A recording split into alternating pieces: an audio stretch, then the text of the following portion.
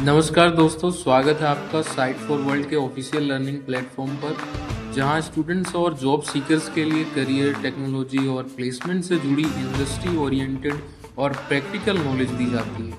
अगर आप अपनी स्किल्स को नेक्स्ट लेवल तक ले जाना चाहते हैं तो आप बिल्कुल सही जगह पर आए हो। चलिए शुरू करते हैं आज का इम्पोर्टेंट सेशन। नमस्ते।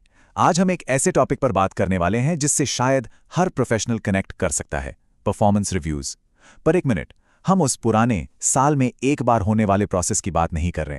हम बात कर रहे हैं एक रेवोल्यूशन की, एक ऐसे बदलाव की जो इस पूरे सिस्टम को बदल रहा है।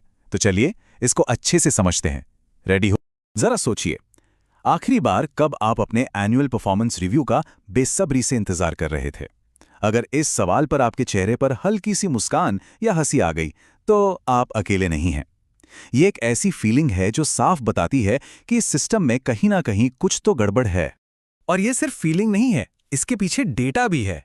गैलप की एक रिपोर्ट के अनुसार 100 में से सिर्फ 14 यानी ओनली 14% एम्प्लॉइज को लगता है कि उनके परफॉर्मेंस रिव्यूज उन्हें बेहतर काम करने के लिए एक्चुअली इंस्पायर करते हैं। सिर्फ 14%! ये नंबर थोड़ा शॉकिंग है ना? और ये साफ दिखाता है कि एक चेंज कितना जरूरी है। तो आज हम इस सफर पर निकलते हैं। सबसे पहले हम समझेंगे कि पुराने सिस्टम में आखिर क्या खराबी है।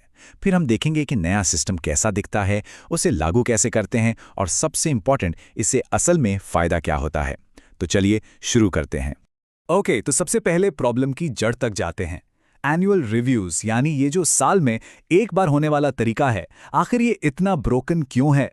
मॉडर्न वर्कप्लेस में ये फेल क्यों हो रहा है? इसके पीछे कुछ बहुत सॉलिड कारण हैं। बेसिकली ये 4 समस्याएं एनुअल रिव्यूज की फाउंडेशन को ही हिला देती हैं। पहला, मेमोरी फेड। क्या किसी भी मैनेजर के लिए 11 महीने पुरानी बातें अच्छे से याद रखना पॉसिबल है? Probably not. दूसरा, रीसेंसी बायस। इसका मतलब है कि रिव्यू से ठीक पहले जो काम किया, बस वही सबसे ज्यादा याद रहता है, बाकी साल का काम गायब। फिर है सरप्राइज फैक्टर। आपको अचानक कोई ऐसी फीडबैक मिलती है जिस पर एक्शन लेने का टाइम ही निकल चुका है। और आखिर में प्रिपरेशन बर्डन, उस एक मीटिंग के लिए हफ्तों की तैयारी जिसका रिजल्ट अक्सर डीमोटिवेटिंग ही होता है। इन सब की वजह से ये पूरा प्रोसेस बेकार सा लगने लगता है। इसको समझाने के लिए ये एनालॉजी बिल्कुल परफेक्ट है। जरा सोचिए, अगर आपके दांत में पालक का एक टुकड़ा फंसा हो तो आप क्या चाहेंगे? कि आपका दोस्त आपको तुरंत बताए, या साल के एंड में एक एनुअल फ्रेंडशिप रिव्यू में इसका जिक्र करें? बिल्कुल अजीब है ना? इंपॉर्टेंट फीडबैक हमेशा टाइमली होनी चाहिए, और यही बात प्रोफेशनल लाइफ में भी अप्लाई होती है। तो अगर पुराना तरीका काम नहीं कर रहा तो सॉल्यूशन क्या है? सॉल्यूशन है कंटिन्यूअस फीडबैक।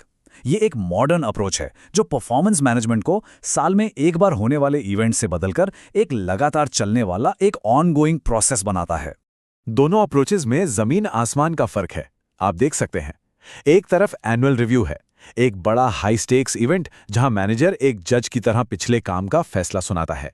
वहीं दूसरी तरफ है कंटिन्यूअस फीडबैक, लगातार होने वाली छोटी छोटी हल्की फुल्की बातचीत जो फ्यूचर और डेवलपमेंट पर फोकस्ड है। यहां मैनेजर एक जज नहीं बल्कि एक कोच की भूमिका निभाता है। सबसे जरूरी बदलाव यही है, फोकस इवैल्यूएशन से हटकर इवोल्यूशन यानी विकास पर चला जाता है। अब कंटिन्यूअस का मतलब ये बिल्कुल नहीं है कि रोज रोज मीटिंग्स करनी है, नहीं। इसका मतलब है एक स्ट्रक्चर्ड रिदम, एक आदत। जैसे हर हफ्ते क्विक चेक इन्स, महीने में एक बार प्रॉपर वन-ऑन-वन मीटिंग्स, हर क्वार्टर में गोल्स और प्रोग्रेस का रिव्यू, और हाँ, साल में एक बार करियर डेवलपमेंट की प्लानिंग। हर कॉन्वर्जेशन का अपना एक मकसद और सही समय होता है। ओके, तो कॉन्सेप्ट तो समझ आ गया, but the big question is, इसको आखिर लागू कैसे करें? इस सेक्शन में हम एक प्रैक्टिकल फ्रेमवर्क देखेंगे जिससे एक मॉडर्न परफॉर्मेंस मैनेजमेंट सिस्टम बनाया जा सकता है। सर्विसनाउ का ये 5 स्टेप प्रोसेस एक बेहतरीन स्टार्टिंग पॉइंट है। इसका पहला और सबसे जरूरी स्टेप है अंडरस्टैंड योर बिजनेस ऑब्जेक्टिव्स। मतलब कोई भी परफॉर्मेंस सिस्टम बनाने से पहले यह समझना जरूरी है कि कंपनी का आखिर मेन गोल क्या है। हर चीज उसी गोल से जुड़ी होनी चाहिए। इस प्रोसेस को आसान बनाता है ये GQM फ्रेमवर्क, यानी गोल्स, क्वेश्चन, मेट्रिक। सिंपल है, चलिए एक एग्जांपल से समझते हैं। मान लीजिए गोल है कस्टमर सेटिस्फैक्शन बढ़ाना, तो क्वेश्चन होगा क्या हमारे कस्टमर्स खुश हैं? और इसका जवाब देने के लिए मेट्रिक हो सकता है कस्टमर सेटिस्फैक्शन स्कोर या पॉजिटिव रिव्यूज की संख्या। देखा, इस तरह हर चीज कंपनी के मेन गोल से जुड़ जाती है। सिंपल लेकिन बहुत इफेक्टिव। और यहीं से हम अगले सबसे इंपॉर्टेंट पॉइंट पर आते हैं। परफॉर्मेंस कॉन्वर्सेशंस को सब्जेक्टिव ओपिनियंस या मुझे ऐसा लगता है से हटाकर ऑब्जेक्टिव डेटा पर लाना। हमें वो चीजें नापनी हैं जो सच में मायने रखती हैं। ये टेबल कुछ एग्जाम्पल्स दिखा रहा है। देखिए, सिर्फ एफिशिएंसी या काम की स्पीड नापना काफी नहीं है, राइट? एक बैलेंस्ड अप्रोच जरूरी है। हमें एफिशिएंसी के साथ साथ क्वालिटी, ग्रोथ और कस्टमर इंपैक्ट जैसी अलग-अलग कैटेगरीज में मेट्रिक्स देखने चाहिए। इससे परफॉर्मेंस की एक आधी अधूरी नहीं बल्कि एक पूरी 360 डिग्री तस्वीर बनती है। और ये डेटा आएगा कहां से? इसके लिए हमें अलग-अलग सोर्सेस का इस्तेमाल करना चाहिए। वन-ऑन-वन मीटिंग्स के नोट्स, गोल प्रोग्रेस का रियल टाइम डेटा, कोलीग्स से पीयर फीडबैक, पब्लिक में मिली रिकग्निशन और ऑफ कोर्स प्रोजेक्ट के एक्चुअल रिजल्ट्स। जितने ज्यादा डेटा सोर्सेस का इस्तेमाल होगा, रिव्यू उतना ही फेयर और अनबायस बनेगा। अब हम आते हैं सबसे बड़े बदलाव पर। ये सिस्टम, टेक्नोलॉजी या प्रोसेस से भी ज्यादा माइंडसेट का बदलाव है। इस नए अप्रोच में मैनेजर का रोल एक जज या इवैल्यूएटर से बदलकर एक कोच का हो जाता है। एक ऐसा कोच जो टीम को आगे बढ़ने में, डेवलप होने में मदद करता है। ये एक सिंपल सा रूल ऑफ थंब है, पर बहुत पावरफुल है। कॉन्वर्सेशंस में 80% फोकस इस पर होना चाहिए कि आगे क्या करना है, और सिर्फ 20% इस पर कि पिछले समय में क्या हुआ। ये फ्यूचर फोकस माइंडसेट ही कोचिंग की नींव है। और एक अच्छा कोच बनने के लिए मैनेजर में कुछ खास स्किल्स होनी चाहिए, जैसे एक्टिव लिसनिंग, सिर्फ बोलने का इंतजार ना करना बल्कि समझने के लिए सुनना। एम्पैथी, एम्प्लॉय के नजरिए से चीजों को देखना। पावरफुल क्वेश्चनिंग, ऐसे सवाल पूछना जिससे एम्प्लॉय खुद सॉल्यूशन के बारे में सोचे। और कंस्ट्रक्टिव फीडबैक देना, स्पेसिफिक, क्लियर और सपोर्टिव तरीके से। तो इस पूरे बदलाव का आखिर फायदा क्या है? इतनी मेहनत से हासिल क्या होता है? इस सेक्शन में हम देखेंगे कि इस नए अप्रोच को अपनाने से बिजनेस को आखिर क्या रियल बेनिफिट्स मिलते हैं। Let's see the pay of. Numbers झूठ नहीं बोलते। ये डेटा क्वांटम वर्कप्लेस से है।